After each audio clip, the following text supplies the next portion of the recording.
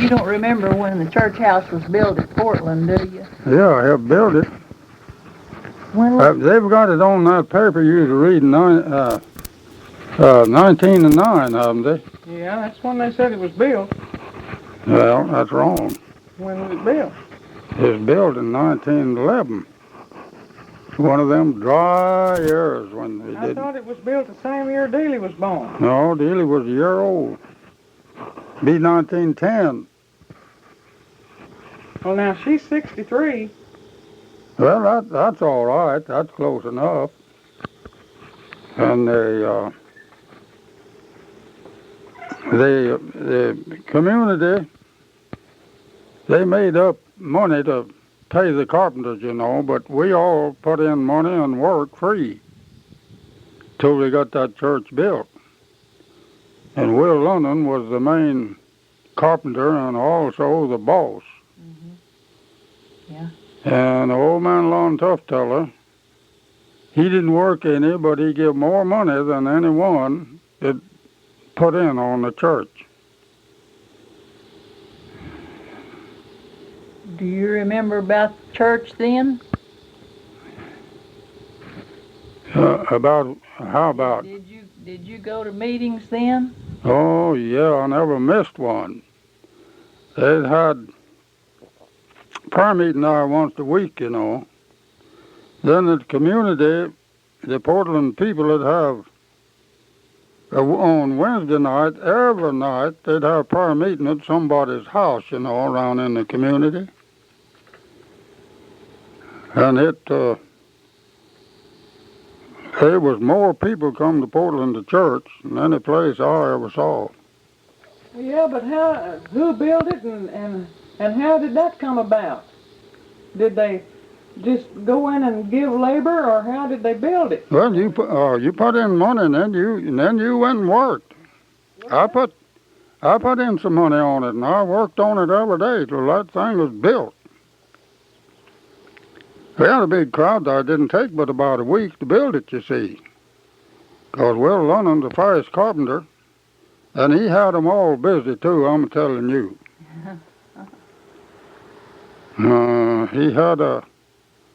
He had some workers up on top putting on the roof, and shingle roof. He looked up there and it didn't suit him, and he made them take it all off and do it over. If there's ever a church put together to stay, that is. Do you remember any of the boys that was at that time? Oh, yeah, there was me and old man Ike Edwards, Tom Edwards, Bill Sample Smith, Bill Taylor, Buck Tufteller, and the two McPherson boys, Charlie Suddeth. Let's see now. That was about the crowd that built it. Yeah. Who lived around there then? Do you remember any people? Yeah. Old man Ben Smith lived out kind of northeast a little piece there. And T.O. London lived in the old home house there. And Mr. Brock lived up there on the corner of it belongs to Linwood now. Mm-hmm. Then you moved down there in the next house on down south of it, you know. You was born up there on the corner. In the Ben Smith house. Yeah. No, it is on T.O. London's place then. But it is on the south side of the highway, you know, and Ben Smith's on the other side, on the north side. You remember the preachers? Oh, yeah, Preacher Green, Preacher Earhart, Johnny Gaines, Preston Jones, and let's see, there's a cripple preacher come there and held a meeting or two. Now, I forgot his name. A fellow named Dees. Yeah, I'll tell her about Dees directly. Brother Starr. We'd build big arbors, you know, when we had one arbor, big one over there. It is in the Bledsoe land then, on the right of the road, right straight across from Bucktup, where Bucktup Teller's house is. You see, that road wasn't through there then. They had a big arbor in there, and Preacher Green, that was the first preaching he done in this country, was at that arbor. He had all them girls with him, his wife. And I've seen as many as 300 people there at that arbor. And then after that, we built another one up there, right on that hill, where pretty close to where MacDonald lives. That is a big arbor. Well, they all met there one night to make up money to buy seats for it. I was sitting way back on the back seat. I didn't belong to the church. And old Preacher Archie, he's one of the preachers. He got up and said he'd give as much as anybody on the seats, and he sat down. Well, it seemed like they were too slow about getting up. Anybody else was, and I got up and I said, now I don't belong to your church, but I aim to come here every time I can, and I'll pay for half of the seats. Boy, that brought about some confusion. Old man Archie wanted to get out of it, you know. He done said he'd pay half as much as anybody, and I told him I'd pay for half of it. And I did. Now, he seated it and went right on, but he didn't want to do it at all. But old man Bill Scott got to guying him about getting up and saying what he'd do and then back out on it. And he finally said he'd do it. And he did. Me and him paid for the seats. And I've been there. I didn't miss one hardly ever, but I got there late always.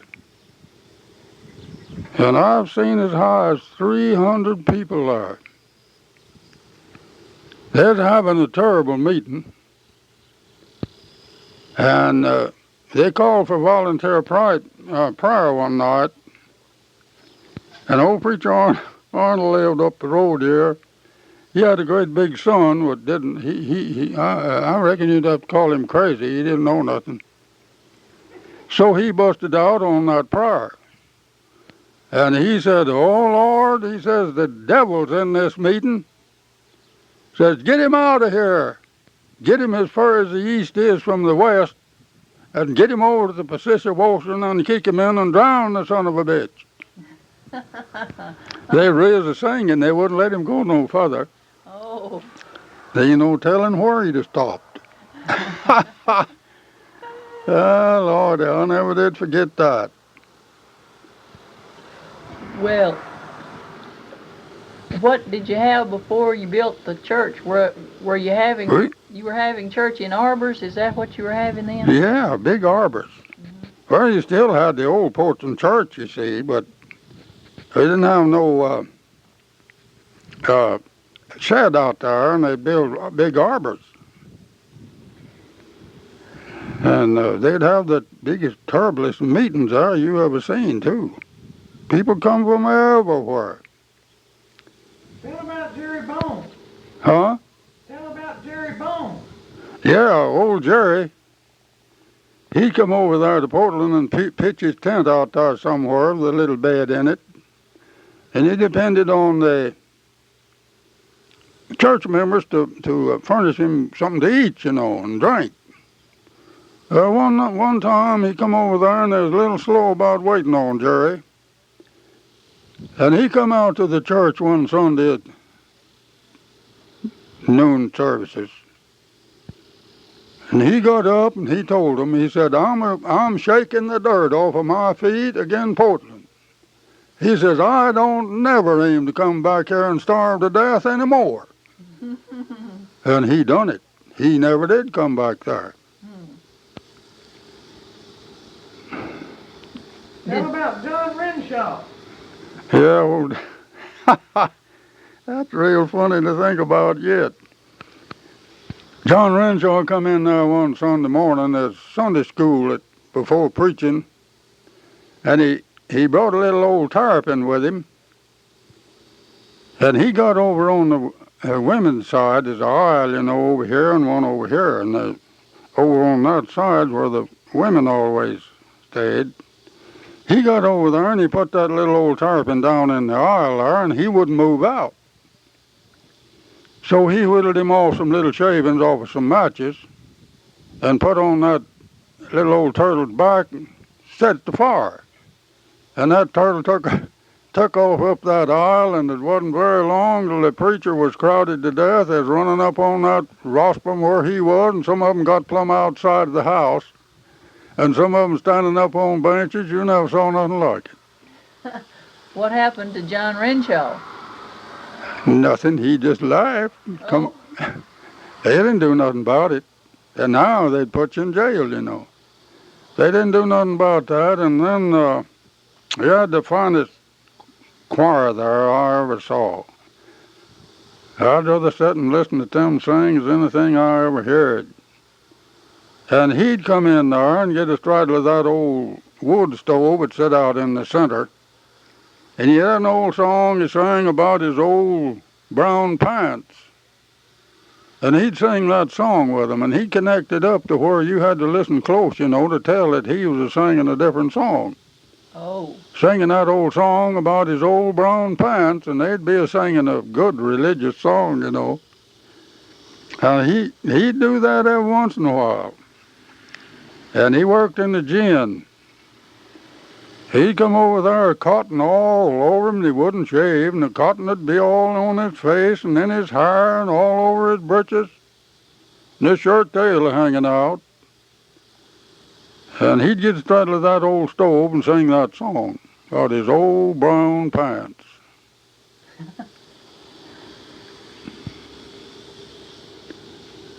Well, they had the boys was a little rowdy sometimes over there, and they needed a little talking, I guess. Old Preacher Dees lived right back over here. And he had a pretty girl, and John Barr he'd been going with her for a long time, and they finally married. But old Preacher Dees got up over there one night, and he give us boys a raking over.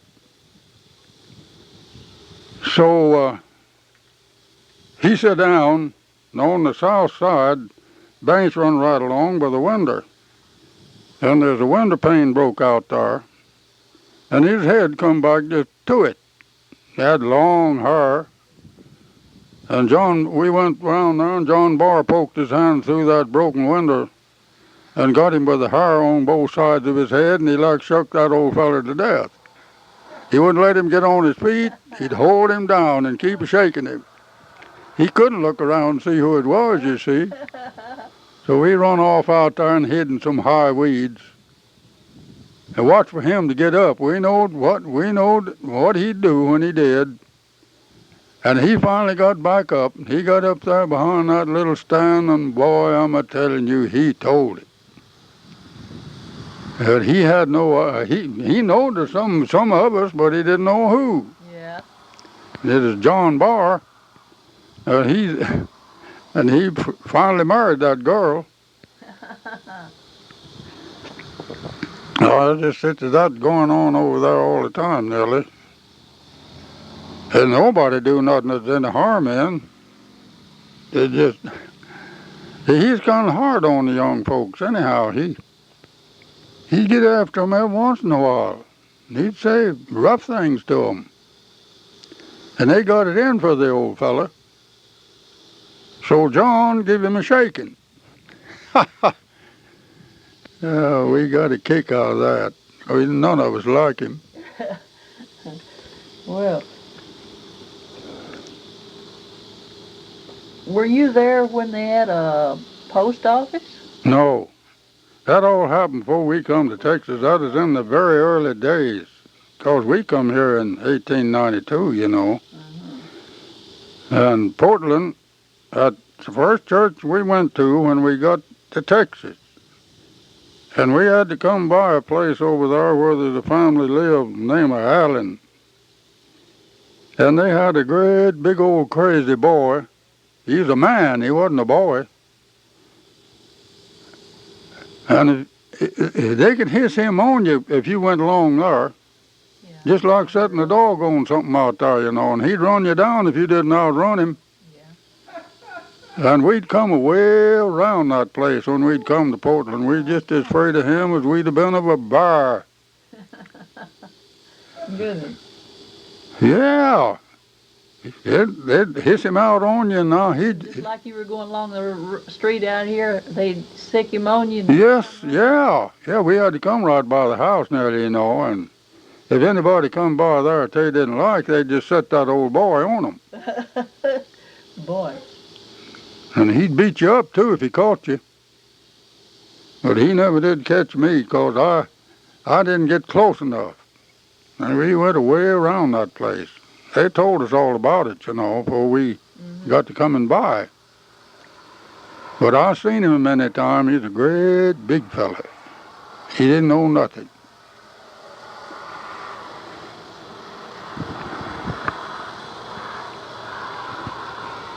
They used to have the best singing choir at Portland that anybody ever heard. They went all over the county, and they got the prize everywhere they went. John Smith was the leader, and he married one of the T. Edwards girls, and there's about 4 or 5 of them left, and there's all great singers. And McLaughlin girl, and they had all parts in that song. Alto, bass, and everything else. Now, they had it all. And I'm telling you, you ain't never heard such singing as they do.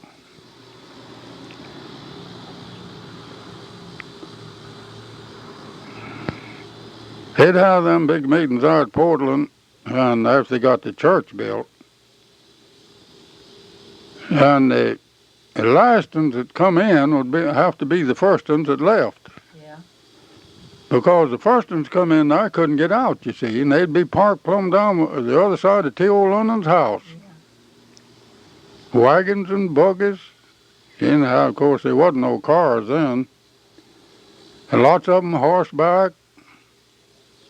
And the awfulest crowd you ever seen come there. Did they camp sometimes? No, they just went and come. Old Jerry, he's the only one that camped. I see.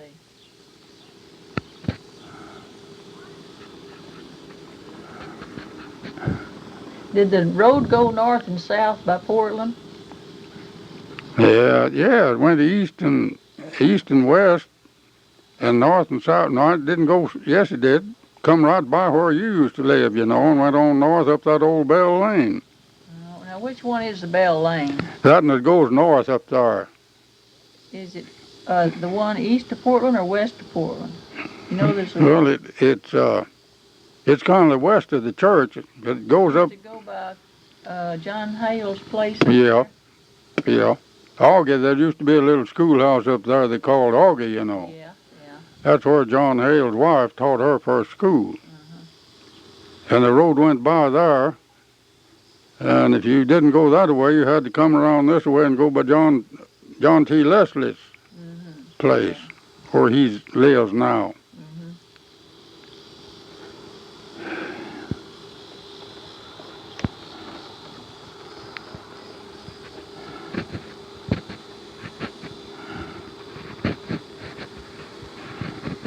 Who was the best preacher they had? Huh? Who was the best preacher they had? Old Preacher Green held him down more than any of the rest of them. That Earhart was the best preacher, but he didn't come too often. About every 2 years, he'd come up there and hold a protracted meeting. Old Preacher Green and Johnny Gaines, they preached there about all the time.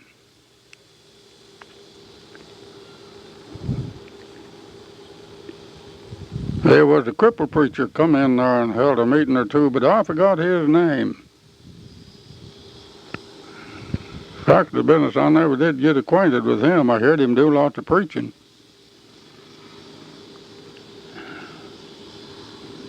He was from South Texas somewhere. I remember Brother Starr saying, "Pray, saints, pray. This is an awful Yeah, time." yeah, I forgot about him. Yeah, Brother Starr, you know, he's Raymond's favorite preacher. And he'd say, every step of the way. Yeah. God bless your life every step of the way. Yeah, Brother Starr's a good preacher. Raymond, he thought he's the greatest preacher in the world. Him and Roy, as little fellers, we'd go down there to church, and they'd go right on the front seat where they could look right up in the preacher's face, you know. And I had an old fella down there, the name of Landers, Wardlow Landers.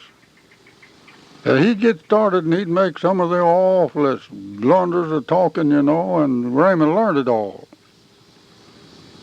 He got to preaching himself. He had a long curly hair come down on his shoulders, and a tornado would blow the main house away up there, but it left the kitchen and dining room. They didn't use it anymore when they built a new house. And they had a table in there. They'd take Raymond in there, and he'd get up on that table and preach, and Roy and Dealey'd do the singing. He knowed every word that old feller said. He listened a little bit, I guess. Yeah.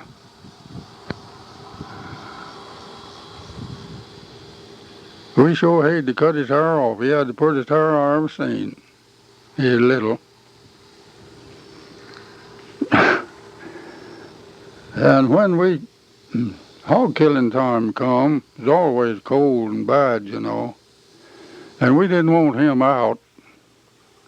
And all you had to do was to set a hog's head out on the walk. As a walk went out like that into a well right out in the yard. Mm-hmm. Or you could just cut his tail off and lay his tail out there, and he'd never come out of that house. No, sir.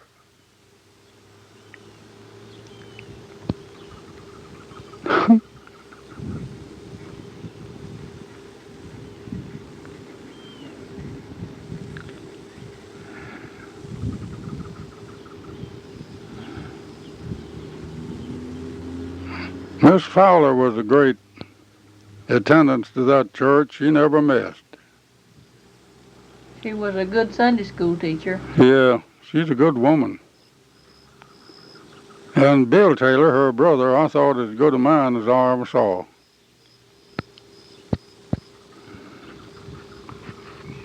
Seems like Uncle Joe Klein used to do a lot up there for Sunday school. He did. He lived over kind of northeast. He lived over there pretty close to 3P. Yeah, he come to that church a lot. Boy, them old days, I'll tell you, it's lots of difference now. They'd go for miles in a wagon, you know, Mm-hmm. to church. Mm-hmm. Bring the whole family, little and big uns and all. Mm-hmm. But now they just don't do that too much. They always had prayer meetings down to church. And every Wednesday night it'd be in the community somewhere, different places, you know. It'd change around from one place to another. But they never did miss unless the weather was so bad they just couldn't go.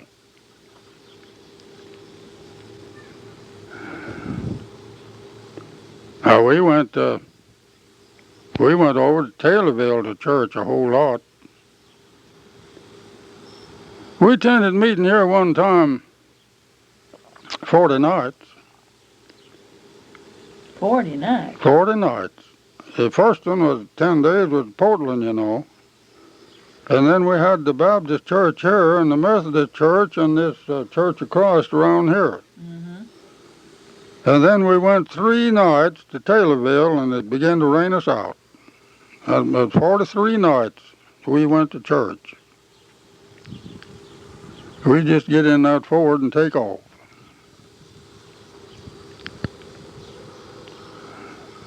They had a preacher around here at this Church of Christ. His name was Milholland. He preached more Baptist than he did Church of Christ, I thought. Boy, I'm telling you, that man really could quote the scripture. Yeah, the meetings went 10 days or 2 weeks, didn't it? Usually about 10 days, Yeah. each one of them. You started about Wednesday night, didn't you? Yeah. The Methodists, they had a lot of members them days, you know. And they'd have a terrible meeting out there. But the Baptists always had more Baptist people than there was Methodist people. But we tend them all. And lots of times we'd go to them meetings over around Taylorville, you know what they call the roly holers. Yeah. We went over there one day and they was all out in the water cutting up. And this Baptist preacher was down here some time ago. And he talking to me about them churches. He want to know which one I would join if I was to join the church. And I told him I really belong to all of them. I'll tell you what I believe about all these churches. There's good people in every one of them. Mm-hmm. And there's some bad ones in every one of them, too. Mm-hmm. But you can't name a church. There's some good people in every one of them. And they all get their belief out of that same book. Mm-hmm. Well, there just ain't nobody can go to church too much. Well, I never did miss one unless it's something bad enough to keep me from going. I always got to church late when I was a young lad. I had so much to do. I just couldn't get there until it was be going on a good while.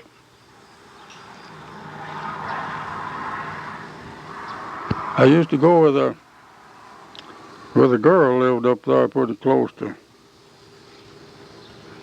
Portland. And I wouldn't get loose in time to go get her and bring her to church. Another old boy she finally married would bring her to church and I'd take her home.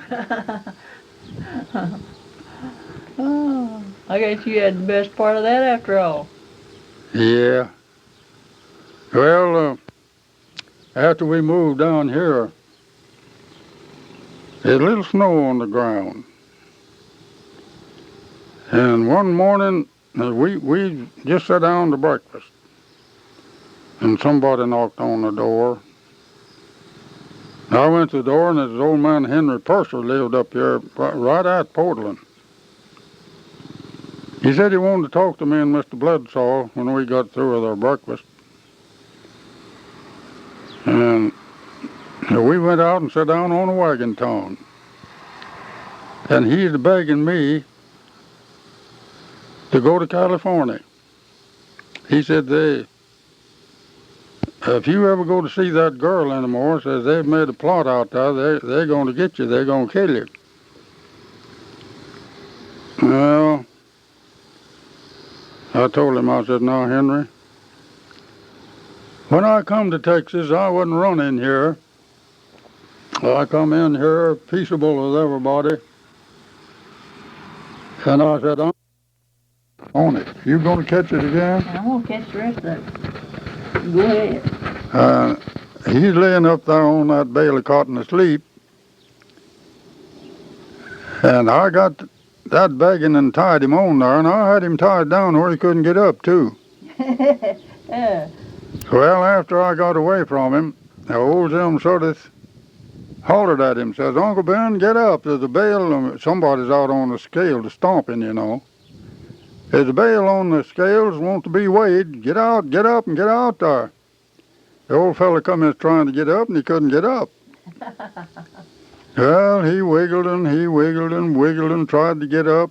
He thought it went far enough, and I went out there and cut the bagging off of him. He got up and got a piece of piping and got after Frank Brady You did. and run him plumb around the pool dam. Well, then again after that, he always had to go to the house and get his coffee when he had a little time left. And while he was gone, I was running the packer, and it was a steam press, you know. You had to work a lever to press that cotton, and the exhaust pipe went right out side of the gin towards the scale house. Well, we got that thing fixed, and we run a pipe in there and put it right through the window, right up close to his big book. Oh. He come back and went in there and turned it, opened up that book and was looking in it, and I went upstairs and turned that steam on and blowed the book off, and he knocked the whole back end of that office off for getting out of there. Oh, boy. And he got a piece of piping and took after Frank again. He thought Frank done everything. And he run him plumb around that pool dam again. Poor old fella. You'd be talking to him, you know. He's a big man. And every once in a while he'd just grab himself and he'd say, "Oh, them pains, them pains." We thought he was putting on. But he wasn't, I don't guess. We had a cold day up there one time in June, and I seen him go down. He was out of coal, and he went down to the Portland church with a coal scuttle and got coal in it and brought it back to the house. He set it down and turned around and walked back in the other room, just fell over dead on the bed. Now, he was having some kind of heart pains, I guess so. and we thought he was putting on. He done it so much, you know. Mm-hmm. But I guess he wasn't. He's having them pains. It killed him. Great big old feller, and the funniest man I ever saw. We always picked on Uncle Ben for a lot of fun. What gin was that? That is the Guy Tufteller gin. Where was it located? Portland, right there by Portland, right just this side of T.O. London's home house now. Oh, yeah, there used to be a pool down there. Yeah. Well, he'd run Frank Brady around that pool dam, you know, with a piece of pipe, and every time he got into trouble, he took after Frank.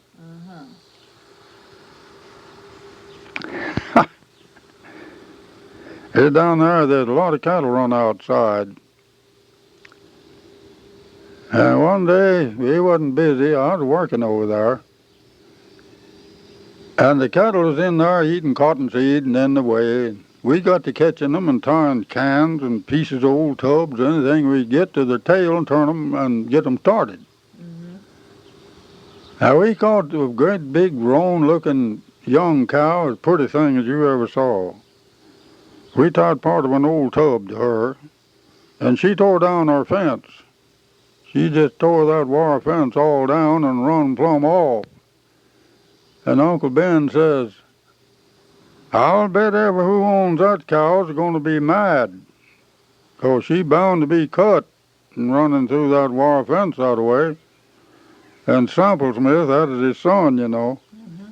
Why, he says, "Why, Pa, that is your cow." I said, "Didn't you know her?" He said, "No." Says, "I didn't know that was my cow." Sample says it was. He grabbed that piece of piping again and took after Frank. He thought Frank was to blame for it. He helped tie it on, you know. Poor old Frank, he's always chasing him. He come down there one day. We was ginning, and he wanted enough lint cotton, 9 pounds of lint cotton. And he went down, sitting down out away from the gin stands. They made so much noise up there. And Till London had a great big white sack he wanted that lint put in. And he got a great big rock and put just a little lint in it and weighed it, and it weighed 9 pounds. Oh. So Uncle Ben got ready to go home. He wanted his cotton. Till went around there and got it and handed hand it to him. I never heard such a racket as he made in my life. And Till says, well, if you don't think it's in here, here's the scales. We'll just weigh it over. He hung it on there, and it weighed 9 pounds. And Uncle Ben, he just walked out. He said, if that cotton's that heavy, I don't want it. Said it's too heavy to make anything out of. He's going to leave it. And Till told him, says, come on back, Uncle Ben. He says, I'll show you what makes it weigh 9 pounds. He rolled that big rock out of it. And Frank was up there. We was cleaning the saws. We'd got them gummed up. And he took after Frank again about that. Until London done it. Well, did Frank ever do anything? No, he's one of the best fellas you ever seen. He'd be around now. He'd help. He's the one run the engine part of it, you know. And he thought Frank was the cause of everything he got into. And he'd get after him every time with a great long piece of piping. He kept it around there handy. He wouldn't have hit Frank with it. I don't believe he'd have caught him. But he wasn't about to catch him. No. They must have owned that piece of ground right on the corner where Chester Jones used to live, didn't they?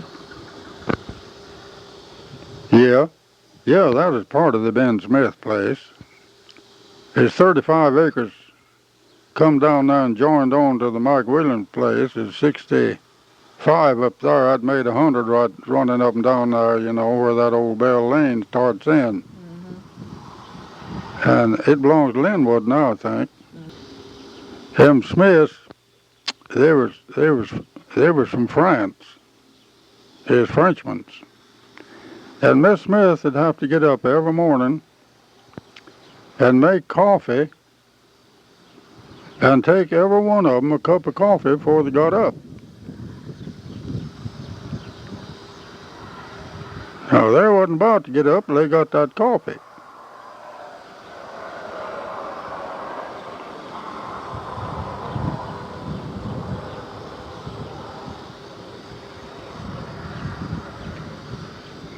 That's too much for a little old woman to have to do. Wasn't there somebody in that family named Laura or something like that? Lawrence?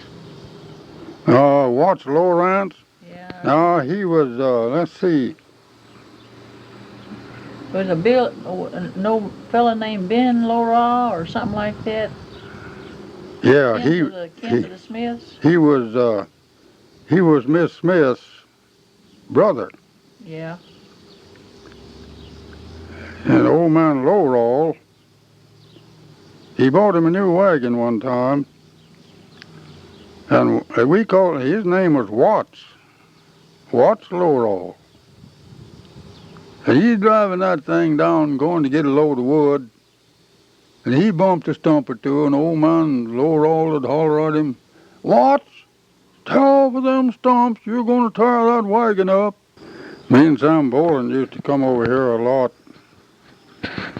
and they'd have church at the Baptist church, you know. There's a big old wooden house, and the door faced the east. They taught school there too a long time. I never will forget I was telling Rubinell the other night about Roy Leslie. He's a little bitty fella. His hair was as white as cotton. And me and Sam come over here lots of times to see him following his daddy. He stayed right behind his daddy. It didn't make any difference where he went. Roy was right behind him. It just tickled us to death, you know, he's a little bitty fella.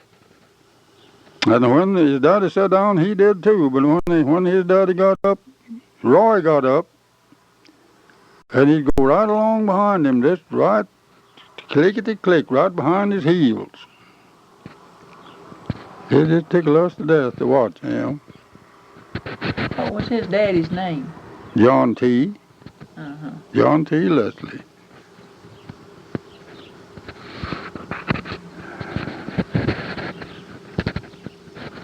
the old fella,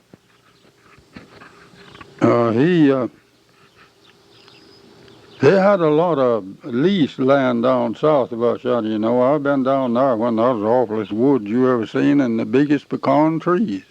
South of Bailey here? Yeah, all that land down in there was solid woods. Them old Vaughns lived in there, but they hadn't cut out much of it. And they was cleaning up a lot of that land, and Mr. Leslie was hauling up wood for winter, and there's snow on the ground. And the old fella took the pneumonia. And you know what that meant them days. Mm-hmm. That meant you boxed. Mm-hmm. 9 times out of 10, because these doctors didn't have nothing to doctor pneumonia with. All they had was calomel and quinine. Mm-hmm. That's all. Well, now, that don't work on pneumonia. Mm-hmm. The first patient Dr. Erdar had when he come to Bailey was my brother. And he worried with that pneumonia 13 days.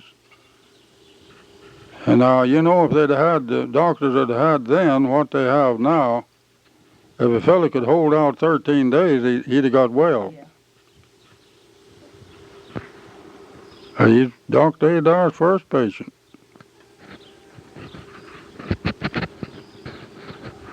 That's his picture, it's in yonder. He's 21 years old.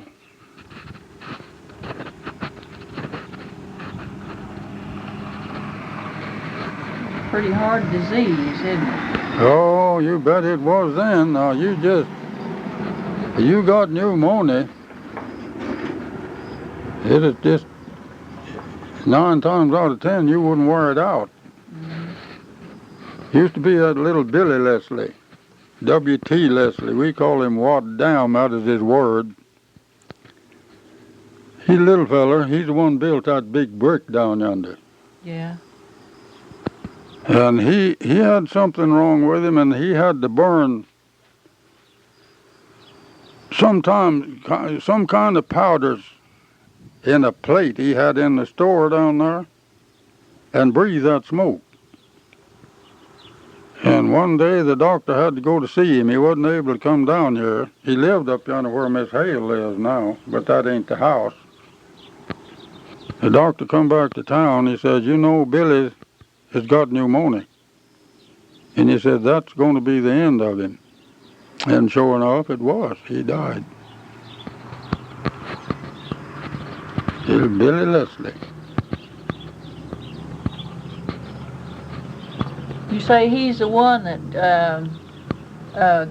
went and won the money to build this building down here? Yeah, he won $5,000. He come back from Dallas. He told us about it down there. He said, now, I've got the money. I win $5,000. And he said, I'm going to put a brick up right out there. It's 100 feet square. And he did. He put it up there. Them days, you know, labor was cheap, and the brick didn't cost. Them brick was all made right up the railroad here. Now, is that that building that's standing yonder? No, now? No, it was the Claude Leslie grocery store and Hugh Leslie drugstore. Yeah, that's the one. I see. It's 100-foot square there. Yeah. They had grocery store and drug store, and then they had that mercantile company down there. One side was dry goods, and the other side was groceries and hardware. Had a big old hardware storage house right down there. It's bigger than that thing yonder. Uh-huh. And you could buy anything over here then that you could buy in Bonham. Maybe not as much at one time, but anything that you needed on the farm, they had it. Wagons, buggies, cultivators, and everything that you needed.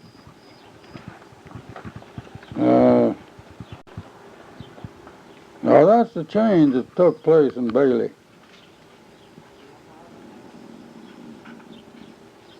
There's always been a gin down there, and it used to be way down yonder about where that old burner is. But the gin didn't bother you them days, you know. They picked that cotton and picked it nice and clean, and there's nothing to bother you whatever.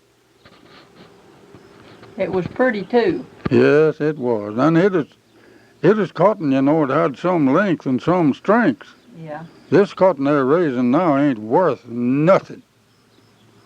They may make gunpowder out of it, and I guess what they're using most of it for is they're taking a lot of powder to make bombs and stuff. But it ain't no count to make goods out of. It's pretty. It's just pretty. That length, you can pull a big handful of it out, and it's just as pretty as it can be. But it ain't got a bit more strength than nothing, and it's too short.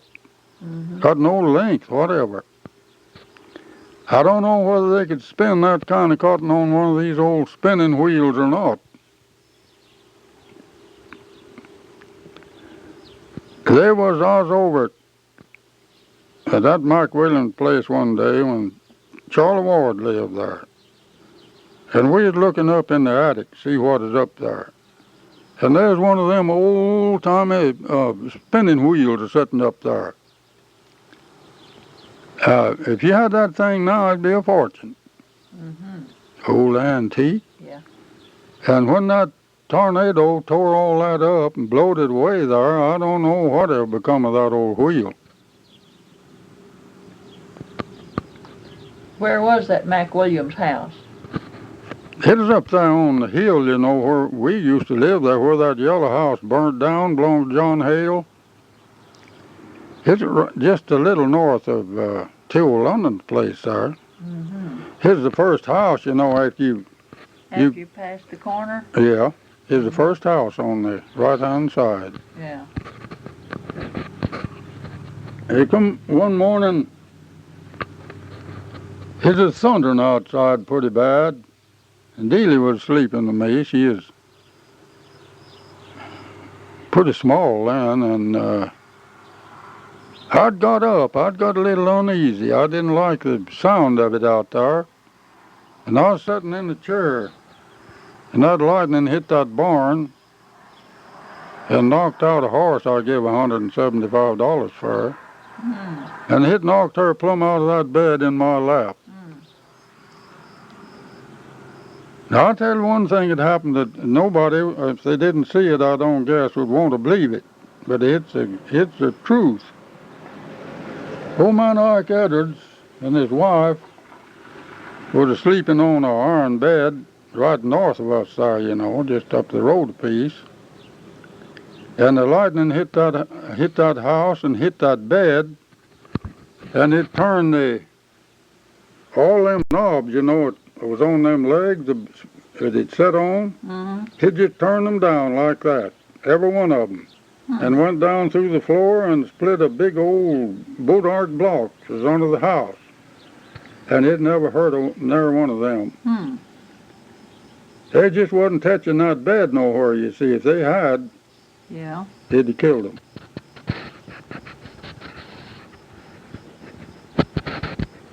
But I'll tell you, that is a close call. It just ruined that bed, did. And the night it hit that barn out there and knocked that horse out, there's barbed wire on top of the fence, you know, and it'd been tied together in a lot of places. And you know, it welded that till you couldn't knock it loose. You could break it everywhere else, but you couldn't break that weld loose.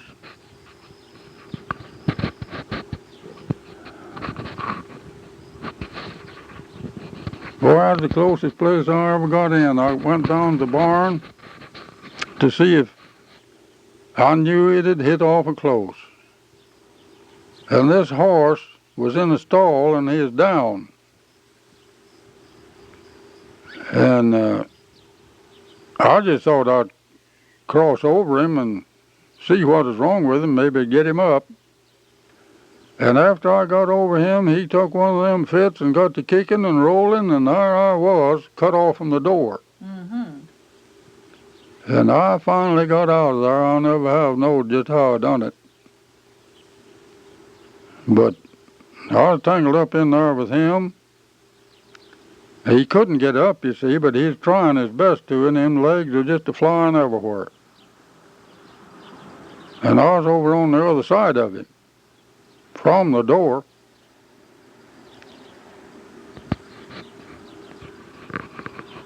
Did it kill him? No, it was raining, and I sent Charlie Mike Williams over to get Bill Stevens to come over there and help me get him out. And we had to dig a ditch under the edge of the barn and pull him out of that stall. Under that ditch? Yeah, we got him out there, and as long as you was pouring water on him, we got him on his feet. Mm-hmm. As long as you was pouring water on him, why, he'd stand there. But if you let him get dry, boy, down he'd come. That's the only remedy for anything that's been hit with lightning, if it didn't kill it. The only thing you can do for him is put water on him. Me and Bill Speeden put water on him all night. Just bucketful after bucketful. He'd throw it on him, and just let it run all over him. Mm-hmm. Well, next morning, he'd begin to get back at himself a little bit. He'd knocked a great big hole in his head up there and knocked one eye out. And his underlip had done something to it. When you fed him, he couldn't, a horse, when he's eating, he works them lips, picking up his feed. Yeah. Well, he couldn't do that. He just had to put in enough that he could bite it. Well, he got up in pretty good shape after about 3 months. And little Sam Smalley lived out on the old lady Wilson's place. He come out there one day and he said, "I want to trade for old Sam." And I said, "Why, what in the world do you want with him, Sam?" He says, "I want him for Velma to drive to the buggy." Oh, I said, "No, you'd be taking a chance on that." I said, "No, sometimes he'll be all right." And I said, "Maybe you won't get nowhere with him till he's down with one of them spells he has." And I said, I wouldn't risk that. But now, I said, if you want him, I'll trade him to you. But I want you to know all about it. He says, "I'll risk him." And he gave me a cow and a great big filly, young filly he had for him. He took him out there, and they drove him a time or two at the buggy. Thelma started out with him one day, and he had one of them spells, and he just tore that buggy all to pieces. And he didn't hurt her. She got out somewhere or another. But that sort of broke him from putting him to the buggy. He kept him and worked him out in the field some. But I never did work him to nothing. I told him the spells he had, he'd be taking a chance to try to do anything with him, because he just wasn't at himself and never would be. Mm-hmm.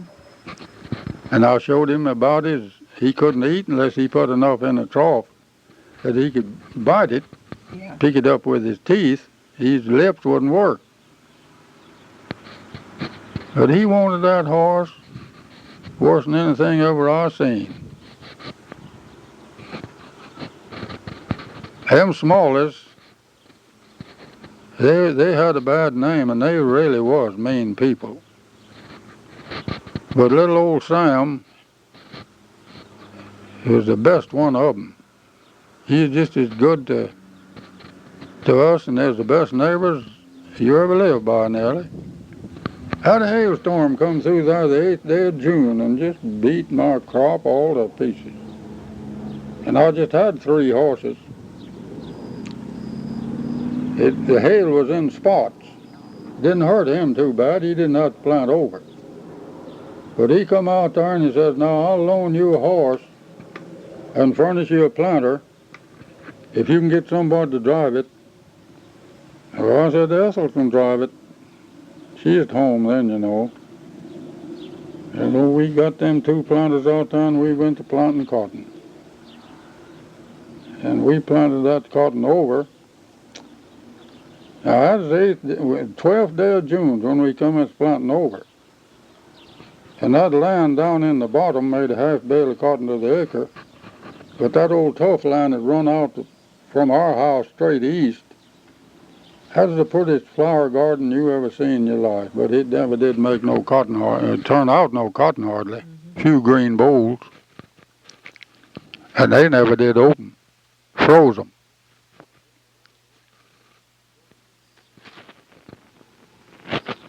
What year was that, reckon? Let's see, that is about